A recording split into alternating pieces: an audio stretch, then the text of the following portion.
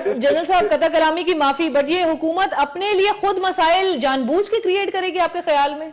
देखिए, इन्होंने they thought they will get away with it, क्योंकि वो जब तब्दीली के लिए ये रखा गया सामने तो बहुत सारे लोगों ने तो बगैर पढ़े ही वोट डाल दिया था।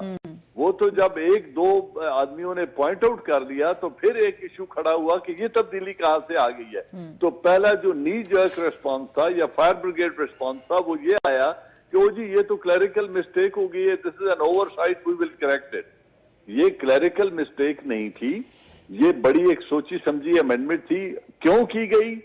इन लोगों की भी डिमांड ये है कि इसकी जरूरत क्यों पेश आई थी, कौन लोग इसके मुहर्रिक थे और किन्हों ने करवाई। तो ये अगर कोई कहे कि ये लॉ मिनिस्टर का अपना पर्सनल इनिशिएटिव था और पूरी ये तब्दीली खुद उन्होंने कर दी, तो it's not a saleable idea. Right. इसको आम आदमी तस्लीम नहीं करेगा। कोई भी जो ज़हन है, अक्लमंद बाशऊर लोग ये नहीं मान सकते कि law minister, federal law minister government की अप्रूवल के बगैर कोई अमेंडमेंट ले आएगा।